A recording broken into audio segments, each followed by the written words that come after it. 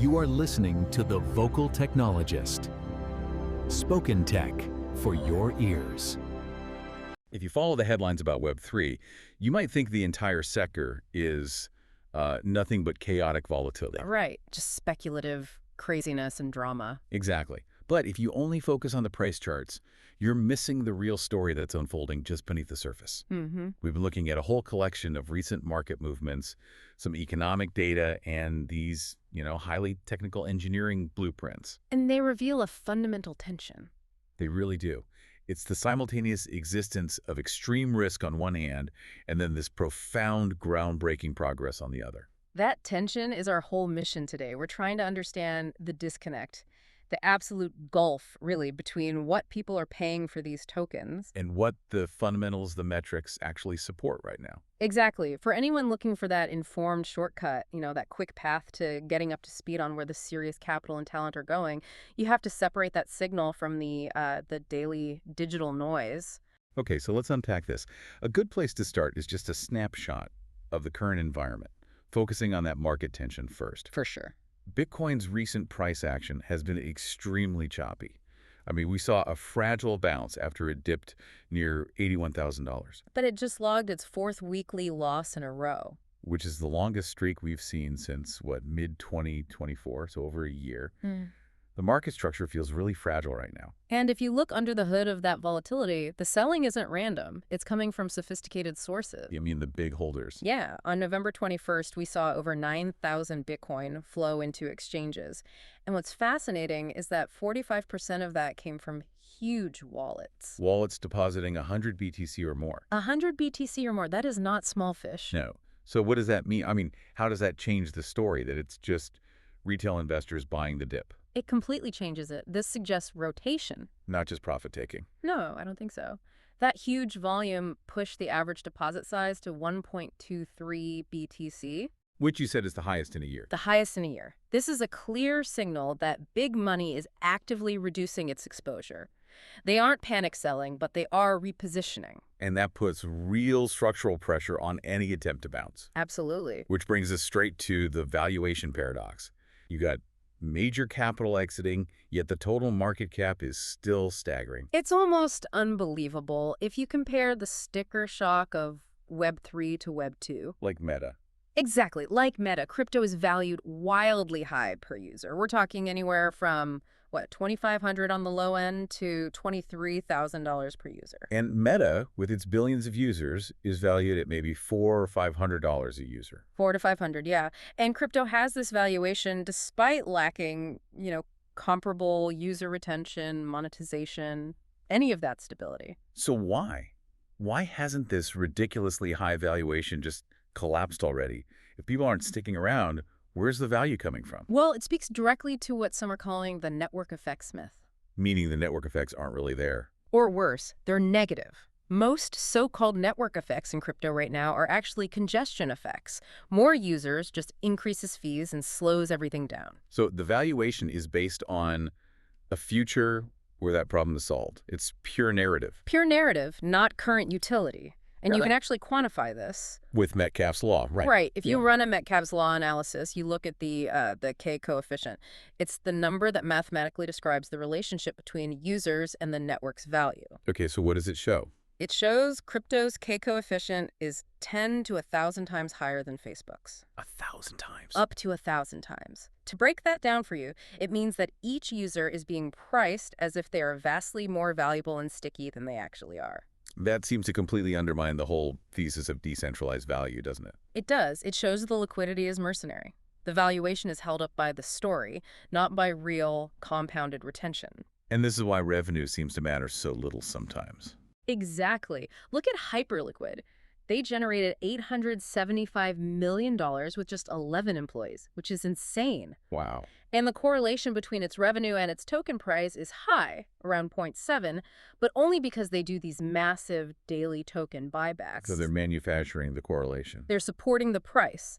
Now, contrast that with Uniswap. There was that huge price spike when the fee switch proposal was discussed. But the actual revenue from fees ended up having a negative correlation. Negative 0.14. The takeaway here is critical for understanding the cycle we're in. Revenue matters less in a bubble. And it becomes absolutely critical in a bear market when people are desperate for some kind of fundamental stability. Okay, so we have this huge speculative valuation held up by narrative despite having negative network effects. The only way to close that, say, $23,000 valuation gap Is if the engineering can actually eliminate those negative effects. and that leads us directly to the engineering front, where honestly we're seeing truly profound progress in scaling. Yes, the focus shifts completely from speculation to capability.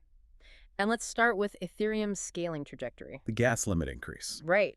Validators just raised the L1 block gas limit from 45 million to 60 million. That is massive. Yeah. It roughly doubles the base layer transaction capacity compared to just a year ago. It's a quiet operational step, but it's a huge proof point that the network can handle bigger blocks safely. It's a critical step before the Fusaka hard fork. And we know this is needed because demand is just off the charts. Totally. Ethereum's data availability blob capacity, which is how Layer 2s dump cheap data onto the main chain. It's basically full. It's hitting its target of 6 blobs per block consistently. And there's a bidding war for that space. You have high-margin L2s, like Later, paying 6 times more per blob than a general-purpose chain like Base. So that price-insensitive demand could drive L1 revenue way up. Some estimates put it at a 5-fold increase, maybe around $52 million a year, annualized.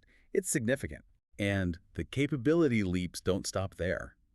Zero-knowledge tech ZK is getting into consumer-grade territory. Oh, this is a huge one. ZK Sync's Airbender Prover just achieved real-time Ethereum L1 block-proof generation. Using what? 2 consumer-grade RTX 5090 GPUs. Just 2. That's incredible. That means you or I could basically run this from a home office. It decentralizes a core part of the infrastructure. It was hailed as a huge milestone. It drastically lowers the barrier to entry for proving, and it's what could enable what people are calling Gigas L1. And of course, a breakthrough like that immediately sparks a hardware debate. Of course. Off-Chain Labs jumped in to challenge Vitalik Buterin's suggestion that the industry should transition to RSCV. They're arguing that WebAssembly, or WASM, is superior. Their argument is that WASM offers better structure, better tooling. It's more mature right now. It's way more mature. Yeah. They're positioning WASM as an internet protocol for smart contracts. And the funny thing is Arbitrum already compiles WASM down to RSCV for proving. So it's not about the final step. It's about what language is best for developers today. Precisely. Don't lock the whole architecture into a less flexible standard prematurely. That level of focus on the deep architecture, that's what the traditional finance world wants to see before they commit real capital. Speaking of infrastructure, that brings us to security. We're seeing a major innovation coming on December 3rd with SuperVault's V2. Right. This is a new standard for asset security. It's meant to replace those unverifiable, centralized off-chain vaults that are basically built on pure trust. We're finally seeing institutional-grade mechanisms being built directly into the protocol. So these super vaults use the ERC 7540 standard. What makes them so robust? Well, they're validator secured. They have things like double Merkle hook allow listing, mandatory 7-day time locks for withdrawals. And validator signed price per share backed by slashing. Yes, economic slashing. If any party, the manager, the validator, the guardian fails to do their job, they face real economic punishment. It aligns incentives. That kind of verifiable on-chain security is the absolute prerequisite for institutional comfort. And that's a perfect transition, actually, as we shift gears to the financial rails, the systems enabling wider institutional adoption. Let's start with stablecoins. Absolutely. Stablecoin issuance is rapidly shifting from this bespoke, high-margin service to a cheap, white-label commodity. We're seeing platforms like Circle and Paxos offering this as a standard feature now. And traditional finance is moving in aggressively. Cross River Bank launched bank-grade compliance infrastructure. Klarna, the neobank, launched its own KlarnaUSD. The competition is moving up the stack. It's about distribution and user experience now, not just issuing the token. Right. And if we connect this to the bigger picture, you can see capital shifting away from Bitcoin for certain use cases. Because Bitcoin was the original regulatory battering ram. For years it was, but that monopoly just dissolved once you had tokenized U.S. stocks, tokenized gold, and regulated stablecoins legally available on-chain. And the market is showing what it really wants. It is. It's revealing a demand for error correction, the ability for Tether to freeze stolen funds or recover misplaced tokens. People prefer that over pure, irreversible code is law decentralization. The market wants powerful, functional rails.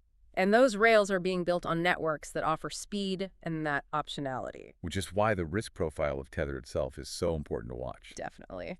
S&P Global Ratings recently downgraded Tether's USDT stability assessment to its weakest level, level 5. Exciting one. Riskier assets, including Bitcoin, climbing to 24% of their reserves, which exceeds Tether's own stated reserve buffer. Tether's CEO, of course, rejected that assessment. He did, said they're overcapitalized. But to me, the strategic moves Tether is making are more fascinating than the rating. They're acting like a central bank. A major one.